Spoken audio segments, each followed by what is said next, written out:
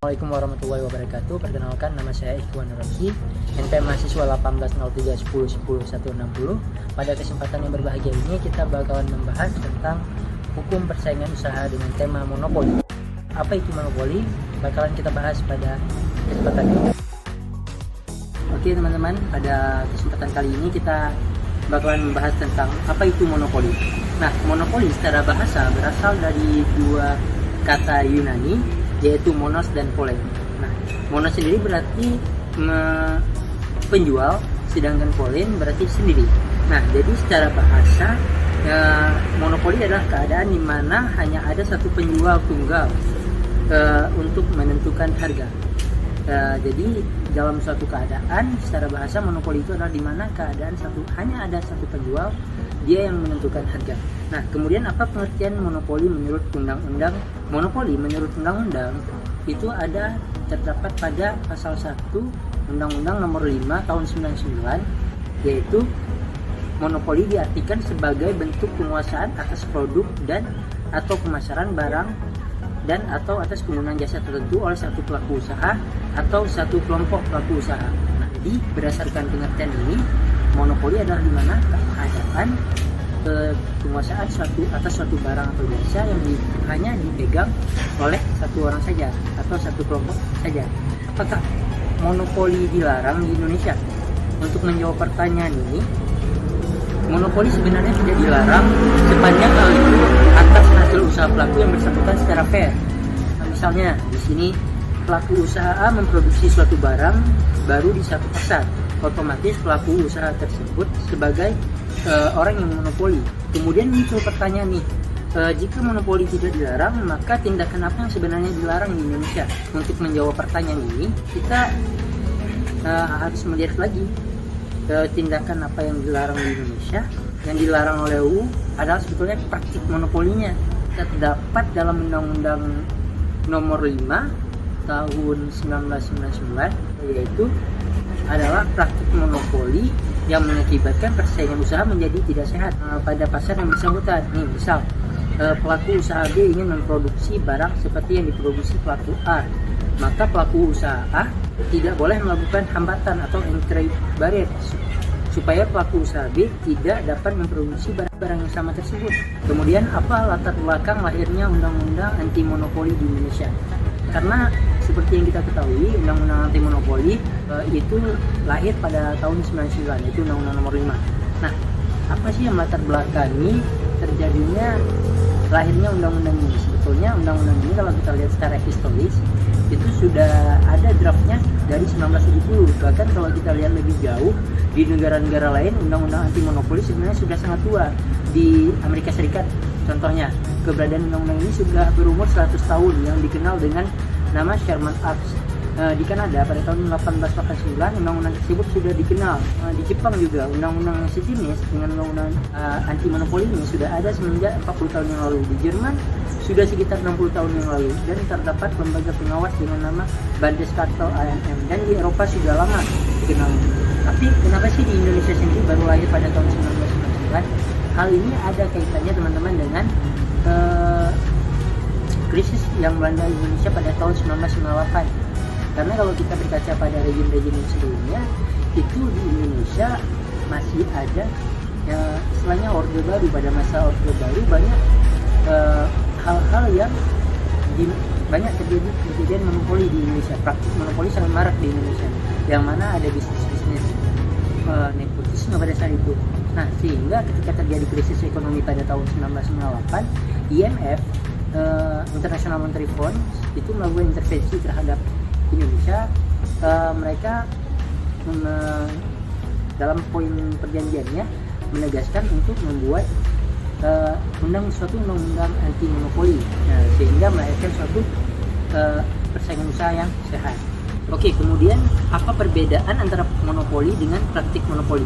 Dalam ketentuan pasal 1 angka 2 Undang-Undang Nomor 5 Tahun 99 tentang larangan praktik monopoli dan persaingan usaha tidak sehat, disebutkan bahwa yang dimaksud dengan praktik monopoli adalah pemusatan kekuatan ekonomi oleh satu atau lebih pelaku usaha yang mengakibatkan dikuasainya produksi dan atau pemusatan atas barang dan atau atas jasa tertentu, sehingga menimbulkan persaingan usaha tidak sehat dan dapat merugikan kepentingan umum.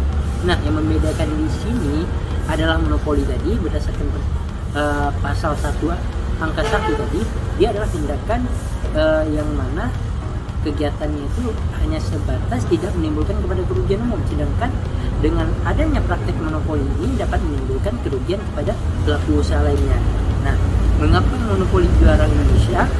Monopoli dilarang oleh pemerintah Indonesia dikarenakan berdasarkan pasal 2 dan pasal 3 Undang-Undang Nomor 5 Tahun 1999, yang mana pada intinya adalah agar adanya upaya keseimbangan antara pelaku usaha dan dengan kepentingan umum, yaitu kesejahteraan rakyat, yang mana merupakan memberikan kesempatan kepada setiap orang untuk melakukan usaha dengan tidak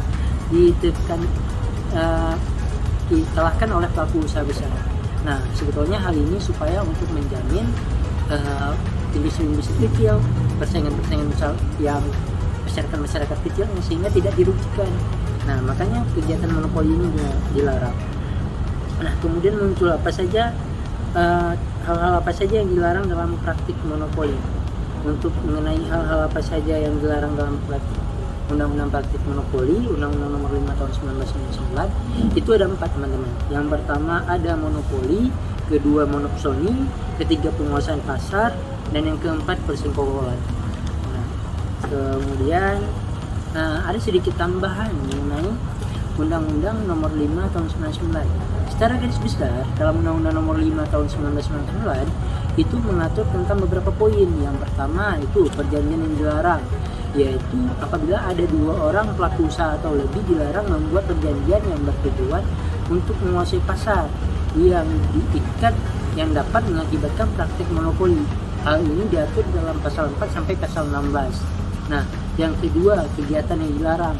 Nah, kegiatan yang dilarang yaitu satu pihak atau pelaku usaha atau satu kelompok usaha dilarang melakukan aktivitas yang dapat mengakibatkan terjadinya praktek monopoli. Hal ini diatur pada pasal 7, 17 sampai dengan 24. Yang ketiga, posisi dominan seperti jabatan rangkap, kepemilikan saham mayoritas, peleburan, pengambil alihan, serta penggabungan yang dapat mengakibatkan praktik monopoli. Hal ini diatur pada pasal 25 sampai dengan 29. Kemudian mengenai pengecualian itu terdapat pada pasal 50 sampai dengan 51. Kemudian pada yang kelima itu mengatur lembaga yang ditugasi pemerintah untuk mengawasi arus persaingan usaha di Indonesia, yaitu pemerintah membentuk sebuah institusi yang netral, namanya lembaga KPPU atau Komisi Pengawas Persaingan Usaha. Hal ini diatur pada pasal 30 sampai dengan 37. Yang keenam, tata cara penanganan perkara dan sanksi itu diatur pada pasal 34 sampai dengan 49. Sedikit catatan pada pembahasan kali ini, ada suatu pengecualian yang poin nomor 4 tadi, bahwa perusahaan PT yang dibentuk oleh BUMN dikecualikan. Hal ini terdapat pada pasal 51 yang mana bunyinya monopoli atau pemusatan kegiatan yang berkaitan dengan produksi dan pemasaran dalam dan barang atau jasa yang menguasai hajat hidup orang banyak diselenggarakan oleh BUMN yang ditunjuk oleh pemerintah atau negara. Artinya perusahaan BUMN di sini telah mendapatkan pengecualian, tetapi bukan bersifat mutlak. Nah, hal ini bisa kita lihat pada perusahaan listrik negara PLN, kemudian pada perusahaan listrik negara. Hal ini menjadi pengecualian. Memang penyalurnya di sini cuma PLN, tapi itu dilakukan hanya semata-mata untuk kepentingan masyarakat. Nah, tapi terlepas dari semua hal yang sudah saya paparkan tadi, pada intinya praktik monopoli ini dilarang. Kemudian nih mungkin buat teman-teman ada sedikit tambahan, ada yang menanyakan bagaimana sih untuk mengukur atau alat ukur indikatornya suatu perusahaan itu sudah melakukan apakah melakukan persaingan usaha sehat atau tidak, sudah melakukan praktik monopoli atau tidak. Nah, cara untuk menentukan apakah bentuk persaingan usaha tersebut sehat atau tidak sehat harus melalui sebuah proses penegakan hukum yang di dalamnya mengenal analisis persaingan legal dan rule of reason. Nah, yang mana Maksud dari bersih legal ini ialah sebuah pendekatan sebagai unsur pusat, artinya perbuatan tersebut secara jelas dan tegas merupakan pelanggaran oleh hakim tanpa melihat dampak dari perbuatan tersebut. Kemudian rule of reason. Rule of reason di sini adalah sebuah pendekatan dengan pertimbangan atau akibat suatu perbuatan, artinya melihat kondisi ekonomi yang terjadi. Hal ini yang melakukan pendekatan ini tentunya adalah KPPU atau Komisi Pengawas Persaingan Usaha. Nah, KPPU di sini berwenang untuk memberikan sanksi administratif. Nah, kemudian KPPU punya kewenangan buat memeriksa suatu perusahaan apabila dicurigai memiliki indikasi-indikasi persaingan usaha tidak sehat.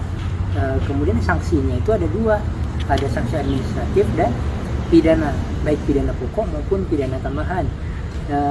Pidana kalau sanksi administratif tadi bisa dijatuhkan oleh KPPU, sedangkan pidana pokok atau tambahan itu diberikan oleh pejabat penegak hukum umum. Nah, apabila yang mengenai sedikit tentang rule of reason tadi kan pendekatan yang melihat aspeknya itu memberikan dampak terhadap lingkungan, melihat keadaan. Contoh dalam kondisi COVID-19 kemarin ada beberapa perusahaan oknum lah yang melakukan tindakan penimbunan masker, tabung oksigen dan lain-lain.